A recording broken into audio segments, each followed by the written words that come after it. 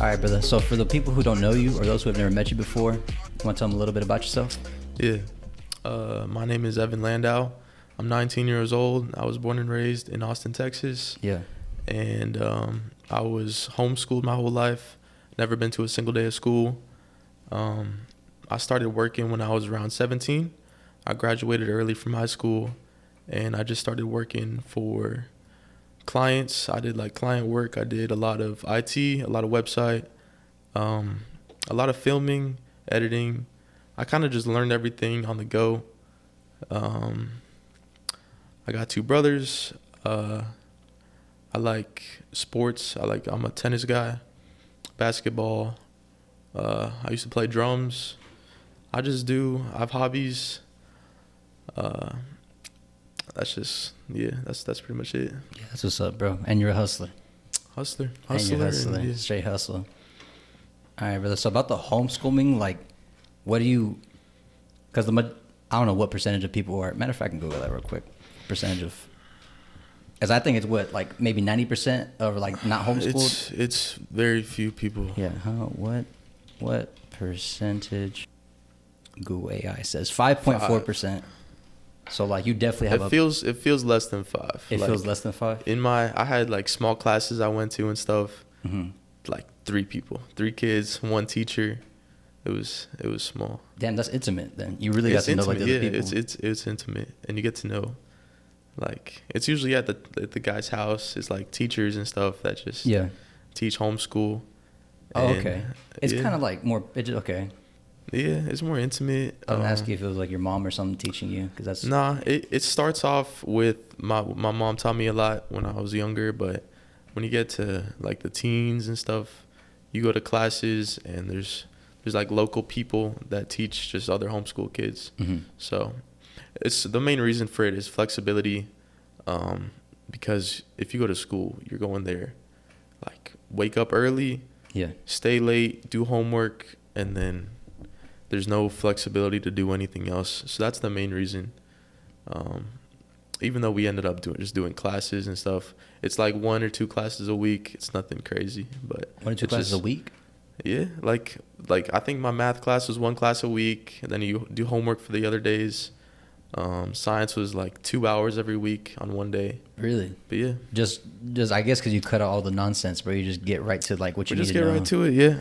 And then everything else is what y'all want to do, or what else y'all see as like valuable to learn. Pretty much, it's a lot about like what your passions are, what you want to take up.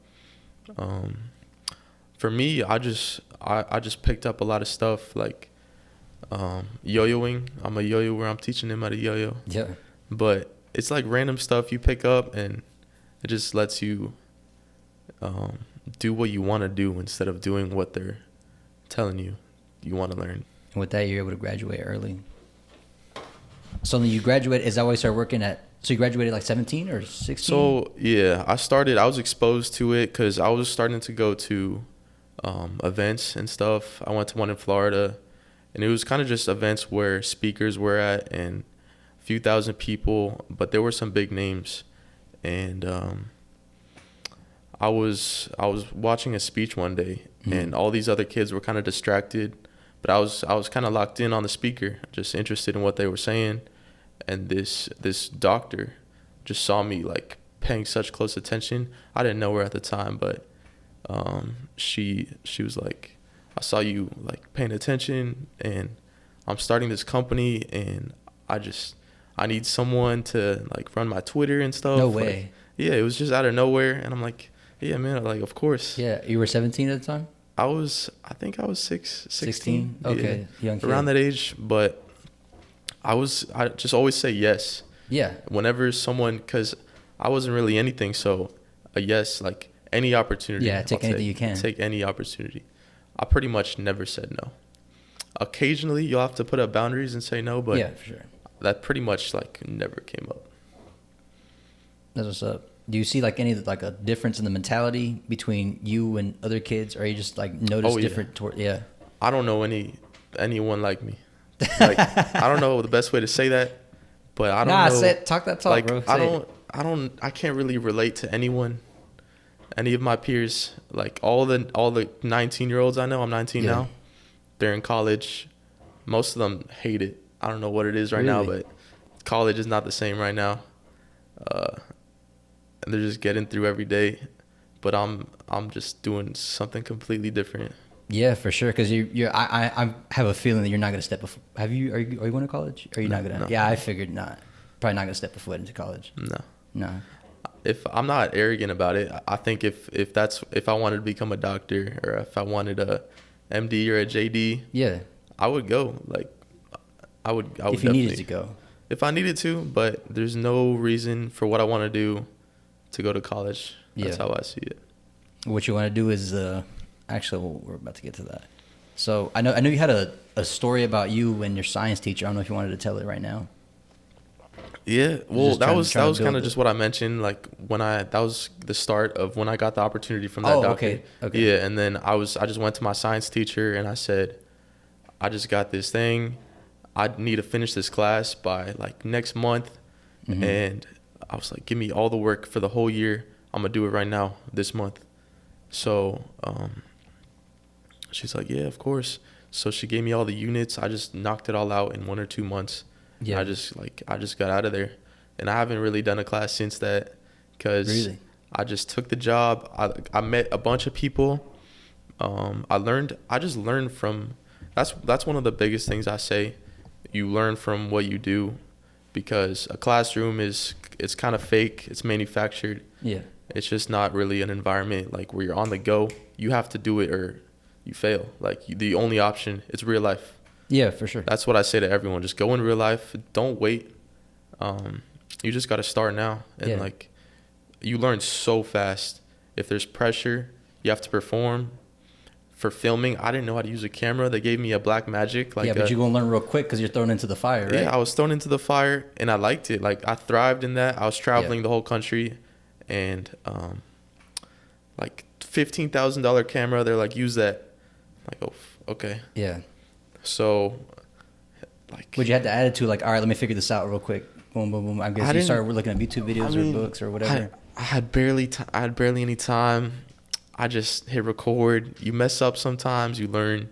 Yeah, but of course. Just being out there, just messing around. Not afraid to fail. Trial error.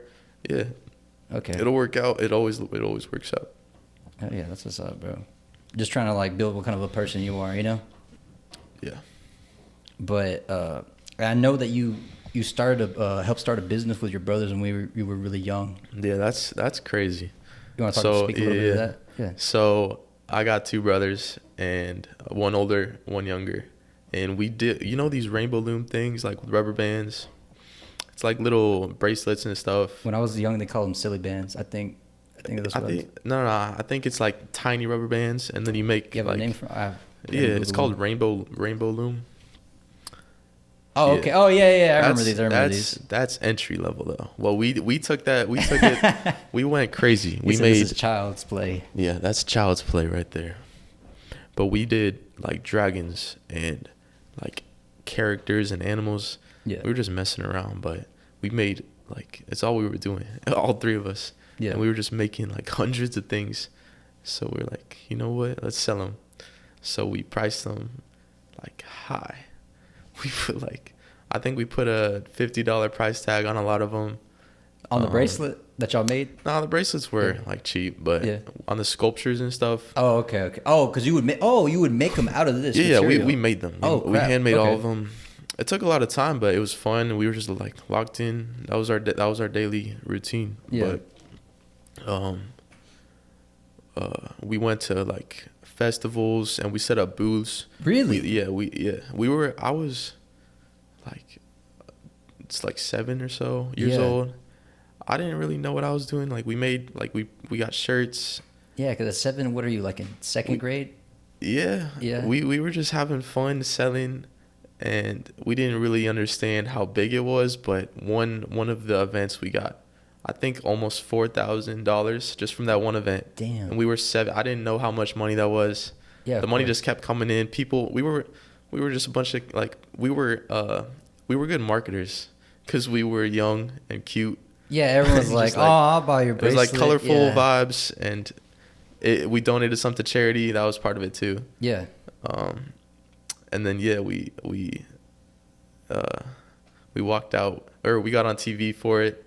We got on KXAN, and then we got recognized the next day. Yeah. Like someone was like, "I just saw you." It was a local thing. Yeah. But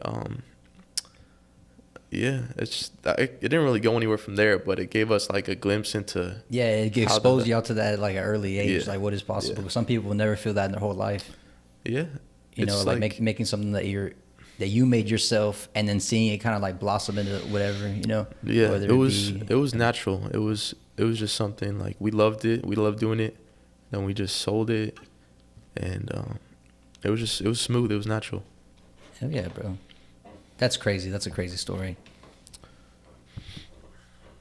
Let's talk about your app, bro. The Vulture app. Yeah, let's get into it. Yeah. So you want to give like the elevator pitch about it? All right. So the Vulture app, Vulture, don't miss the culture. Yeah. It is an app that shows you where celebrities are, athletes, artists, like celebrities. That shows you where they are on a map, like how you see Google Map or something. It shows you their face on a map, and it notifies you when they're in your area. So they might be in a 50 or 100, like in a radius of you, Mm-hmm. and it notifies you. It's like Tom Hanks is like in your city. Yeah. And it lets you know.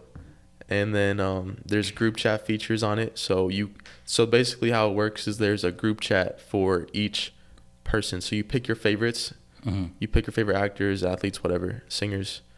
And that way you get notifications customized about who you like. And then you get to go into a group chat with other fans who like those people. Yeah. So let's say you like Drake. There's a group chat for Drake. So you see all the Drake fans. So whenever you get a notification saying Drake is right near you, everyone goes in the group chat. They're like that's basically where it comes off of the Vulture app. Yeah. And then it goes into their hands. So we tell them because we don't know everything. We know what they post because that's what goes into the app. Mm-hmm. And then they take it from there. So the locals kind of take it over and they say, I just saw Drake over here. And then the goal of Vulture is to connect fans with celebrities. Mm-hmm. And this is the first app for the people. Okay. I guess the first question that a lot of people have, I was talking about this with a few people, and the first question has, where are you getting the information from? Or how is the information being gotten? Information is all public. That's all public. That's definitely the number one question. How do you know? Yeah. There's no GPS or anything. Yeah. They kind of act like, their whole lifestyle is publicity.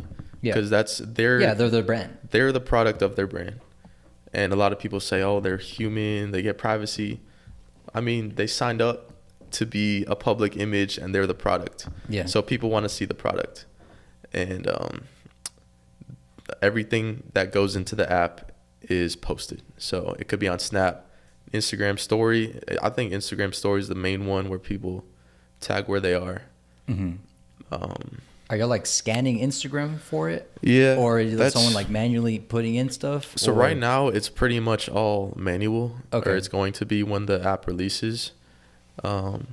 This guy's on the team too. He's basically what we have is people going through the accounts. We're kind of just taking what you would normally have to do, what a fan would have to do. Yeah.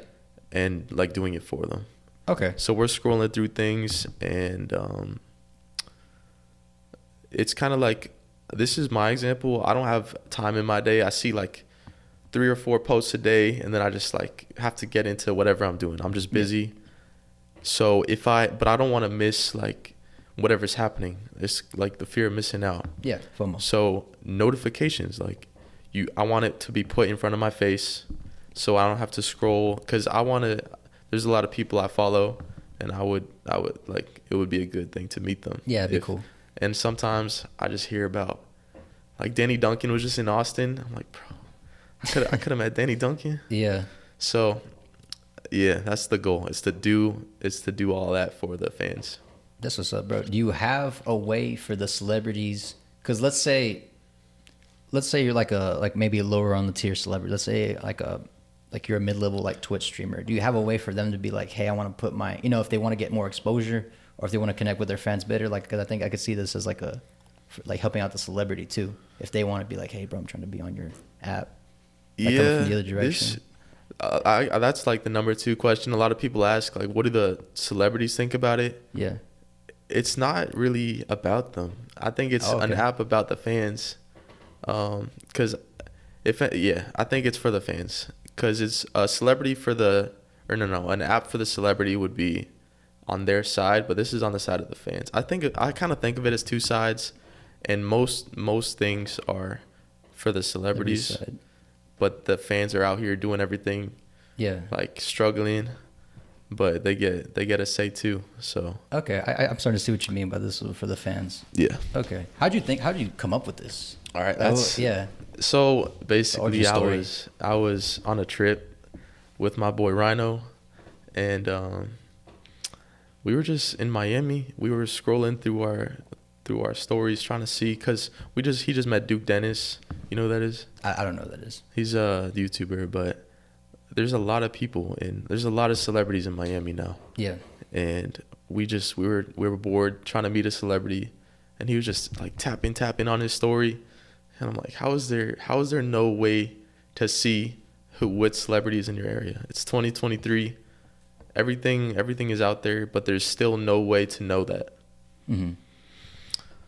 So I just looked around. I was trying to find, because I just took it as a business idea. Yeah, of course. But it was more something just to help me. The main reason why I made the app is to help myself, and then I could also share it with everyone too. But it doesn't exist yet, and I think a lot of people might be scared to do it, because there's some negativity that comes with it, because they always think because privacy and all this stuff. Yeah. But there's nothing wrong with taking something that's posted and then just showing it to more people. That's all it is. It's all public out there. But yeah, this is the first app doing that. As long as it's public. Yeah. Okay. And who do you think, I guess you say like your fans, but who do you think, do you have like a specific, another reason I ask this question is because, Patrick Bet-David? No. The podcaster? He's like kind of like the same thing. It's kind of like what I base my podcast off of. But he always asks people, he brings on different entrepreneurs. He always asks them, the first thing you should ask yourself when you're making a product is, who is like your target demographic? Yeah, I would say the target is fans. Yeah. I think the main group that it will target is like teenage girls. Yeah, that's what I was thinking too. Yeah, they're the biggest, most like obsessed fans. Mm-hmm. But boys too. I think any person who follows celebrities closely, that's the target. Yeah, I figured it'd probably be like that. And it's free too. It's just for someone who wants to be in the know, and also it's something that a group of people could have, because when you get the notification, you kind of just get all of your friends, and then you go like, you might look around for them a little bit and try to meet them. But yeah, it's kind of just that exciting moment when you're just minding your business in your day, because the notifications are rare, because there's not a lot of people in a lot of people's cities. So when that moment happens, it's fun. Yeah, I guess I could see it being used like if like I'm from San Antonio, like nobody fucking goes to San Antonio, but I could see if I'm going up to Austin and I'm on a trip, I could be like, hey bro, let me check the Vulture app, let me see if anybody's check the Vulture app. Like kind of like the way you were in Miami, because like a lot of people are in Miami. We would have checked the app. Yeah, for sure, bro. You've been marketing your app mainly through Instagram? Yeah, we're on Instagram, TikTok, Twitter, YouTube. Where have you grown the most following? I'd say Instagram so far. I think the Twitter or the X is the best one to follow, because we're kind of sampling what the app is going to be like. We're giving notifications on the Twitter. Oh, really? Like, okay. It's like we show. You want to plug in the handle? Yeah, it's Vulture_app on all of them. Okay. So for example, like when we see a sighting, we'll post it on Twitter as kind of like a sample of what the app will be like. We'll say, Olivia Rodrigo was here 20 minutes ago. Mm-hmm. We show a picture, and then we just kind of show them what the app is gonna feel like on Twitter, because Twitter is more like real time. Yeah. Okay. I can see that. Did people just DM y'all? What do you mean? Like how you getting that? Like how do you getting the information from Twitter? Like you just manually, or someone DM? No. We're pulling the information from wherever the celebrity posts it. Okay. So yeah, like I said, Instagram stories is probably the number one. Snapchat stories is super good because people just snap where they are all the time. Yeah. Even if they don't tag the location, it's a lot of the time easy to know. Yeah, especially if you're in the city. If you're from the city, that you already know, like, oh, that looks like the, it looks like Gloria's at the Domain, you know, or like whatever. Yeah. Okay. And now I'm thinking about it. If you're a celebrity and you're famous and you're posting where you are, you kind of already know that people are gonna pull up, right? Yeah, I think you do. A lot of people delay the post so they don't have to do that, but that's also kind of what the app helps with. Is like figuring out which is a delayed post and which is real time. Okay. But a lot of celebrities want to meet their fans. Yeah, I mean, I don't see why not. Yeah, I don't see why. I think, yeah. I was gonna ask, I was like, how'd you get 7K like followers on the Instagram? Like that's kind of crazy. Because I saw that you were at 6,000 and then boom, you jumped to 7,000 like right away, and I was like, what the heck? Yeah, are we live? Are we recording? Yeah, we're recording. All right, so it's reels, man. It's reels, it's shorts, TikToks. They get fed to everyone. It's just how it works. But posts don't go anywhere. Stories don't go anywhere. You just have to post reels consistently. Just straight reels. Yeah, they have to grab your attention. They have to be colorful. Mm-hmm. They have to sound good. Let me pull up that Kaisen, that one you're talking about. Let me fucking. They're right there, on the right. Oh, what the hell? Yeah, it's crazy. Whoa. Yo, what's up? Oh my god. What's up? Yeah. Oh my god. Get started. Yeah. Yeah. What the hell? Okay, I see why I got a little like. Yeah. That's funny, bro. Yeah. What is that? His dance move or? It's sturdy. It's what? It's just he just got sturdy. Fuck, bro. I guess I'm getting old. I don't understand anymore. It's like a drill, like a New York drill dance. Oh, is that what it is? Yeah. Okay. That's funny, bro. Here, I did have one question or like one situation I did want to bring up, bro, because I feel like people would press me if I don't. Do you remember the PMB Rock situation? Yeah. Where his location got leaked and someone came in, you know? Yeah. So that's obviously unfortunate. Yeah. It happens. I mean, like Takeoff, that I don't think that was a scenario with the location though. But yeah, with PMB Rock, I think with that, there's always something bad that can happen in every situation. That didn't happen. Like, I don't think just because there's someone with malicious intent doesn't affect, like for the Vulture app as an example. Yeah. There's always going to be someone bad. It's not really, everything is public. There's no leaks in the app too. But there's bad people out there. Do you have like a way, or is like in your policy to like not leak? Like just use public information? It's kind of like straightforward. We only post what's published, published by the celebrity. Okay. Or even if it's like maybe a podcaster is posting that they're about to hop on the pod. Yeah. That's public too. Just anything posted out there, like nothing undercover. Okay. But yeah, that's not a good. That's unfortunate. I guess maybe it was like a once in a, like a rare event, because I guess that doesn't happen every day. Because I mean, celebrities are out all the time with people around them, and that doesn't happen. If somebody wants to do something bad, they can. Yeah, no one's really gonna. Yeah. Not that no one's gonna stop them, but you know what I'm trying to say. That's kind of just law enforcement. Yeah, but alrighty, bro. I do want to ask you a little bit, cause in like the reels and stuff, all that marketing that you learned how to do, that you got that from your previous job, like social media manager? Yeah, it's kind of what I do now. I manage social media platforms for big names. So I just like figured out what works and what doesn't work. But Just trial and error, or? yeah, a lot of trial and error, some from research. Just watch what does well, figure out what does well about it. Pretty much, it's a lot more simple than people think. You don't have to like post at a specific time of day. You don't have to spam hashtags. A lot of people think you have to spam hashtags for a viral post. Hashtags for me, they pretty much are branding. So you want people to know what the brand is, slogans. So what I use Vulture App, I use Don't Miss the Culture. Yeah. That's branding. So they know they're in Vulture. But if you're doing like hashtag happy, hashtag FYP, all this, it's too much. You don't need to do that. It's simple. It's if this video is gonna draw emotion out of someone, it's probably gonna do well.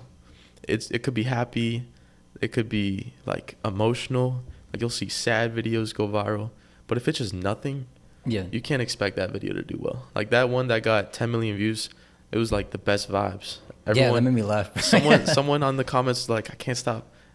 I've had this video playing just because it's good. It's good vibes. Yeah, for sure. Yeah. Okay, that makes sense. So, and I know you've done a little bit of film, though. Like, talk to me about that, and then I have a follow-up question about the.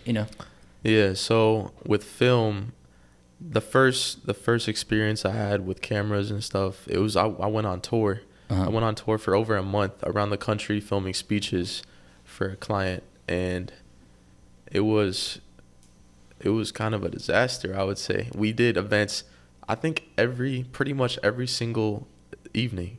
So we woke up, we drove, and then we had to set up, which is huge for an event like that. Yeah. We had like thousands of people at some of these events.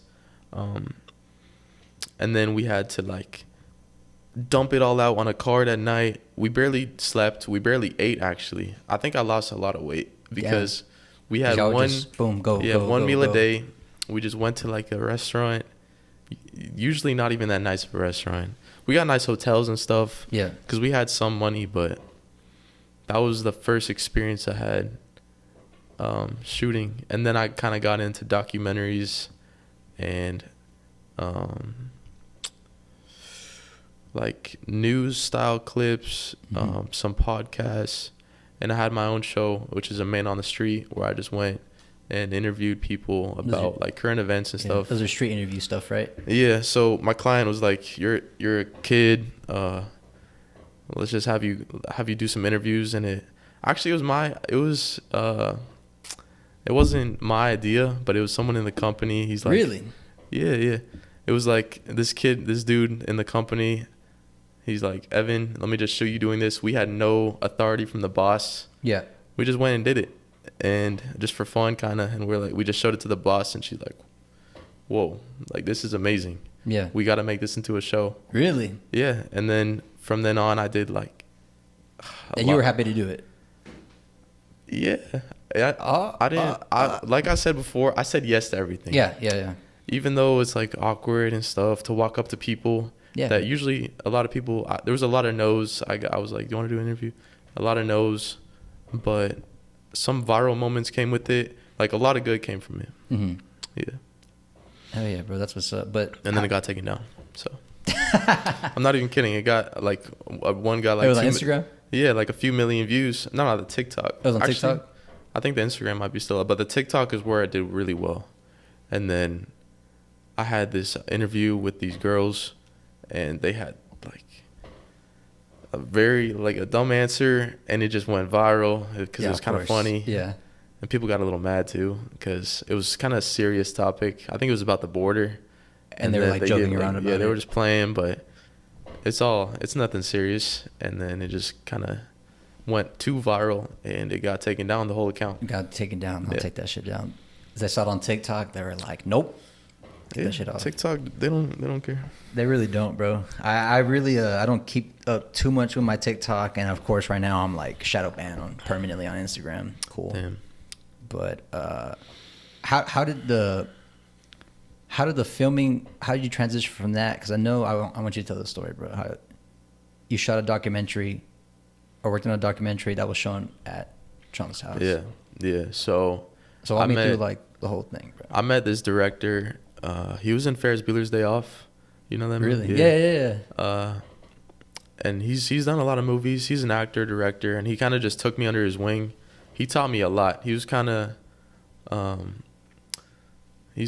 of the main people I had teaching me stuff. He knows the older ways, so he couldn't really teach me like After Effects or any modern motion graphics. He didn't really know that, but he knew like film. Like you have to look into the person. Like you have to see the person's eyes. Like he was just teaching me like the feel of a movie and like drawing emotion, slow clips, like when to speed it up, fast shots, music, like old music. He was that kind of guy. And then he had me come on shoots with him. We traveled around and we did some documentaries, and then we did this documentary that was about the border, like the border crisis. And that was kind of what Trump was focused on at the time. All right, sorry about that, guys. Had some technical difficulties as always with the podcast. I think the last thing we were talking about was how you were showing the film. You had shot the documentary at Trump's house, right? Was that what got you involved in like the political sphere? No, I was kind of involved. All the work I've been doing is kind of on that is in that niche. So I'm not that political myself, or I don't think of it like that. I think of it as just how I live. I don't think of it as like two sides. I think it's just my lifestyle. But no, that wasn't the reason. No. Did you want to talk a little bit about the film? I know you just showed me some videos. Yeah, so it was I think it was probably the craziest shoots I've been on, because we just documented everything happening at the border. And we interviewed like landowners who had bodies, like who find bodies on their lawn all the time, have trucks coming through their yard. I was in this cop car and we were chasing these illegals in a truck, and I was just filming like from the cops' perspective, getting a POV of what their day is like every day at the border. And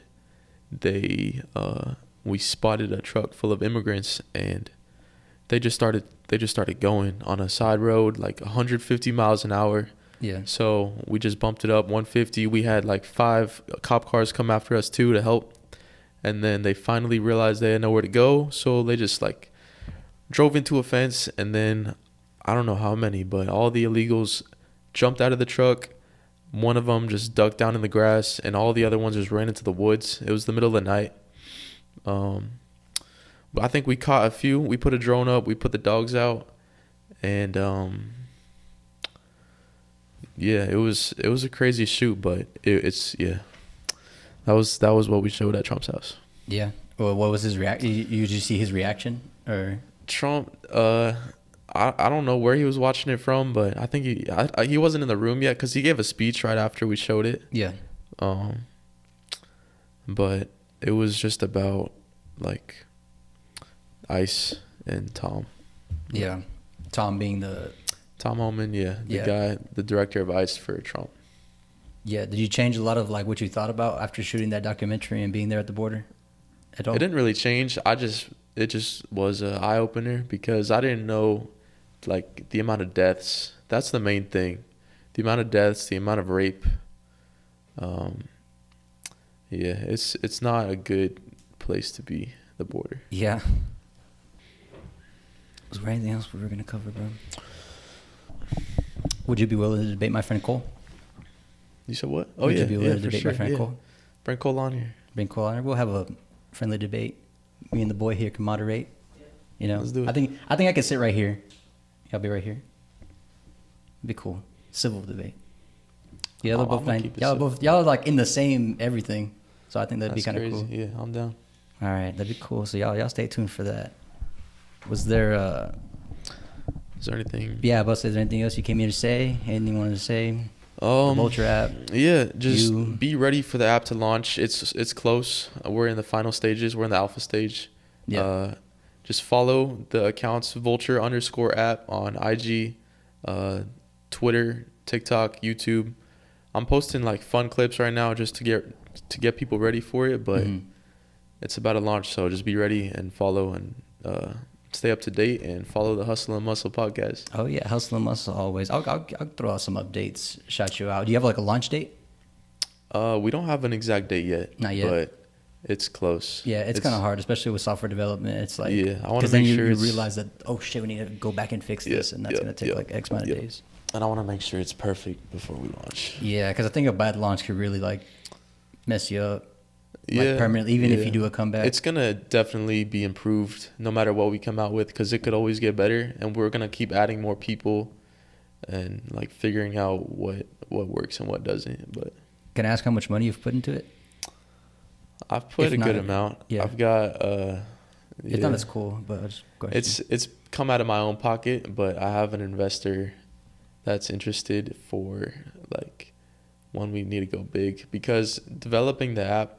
Talk about that, bro. We can talk about that. About what? About like the investor and stuff, and like. Well, it's kind of like a situation where I'm a believer in it, and I got a whole team who believes in it, but it hasn't hit the market. So, like that's the main thing. We have to see how the market takes it, because there's no way to know. There's no way to know how the market is gonna react, and it'll just evolve. So we'll see where it goes. But I put a lot of money. A lot of money, a lot of time, a lot of effort. Yeah. Yeah, that's what's up, bro. Well, shit. I hope it flourishes for you, bro. I wish nothing for the best for you. Appreciate it, man.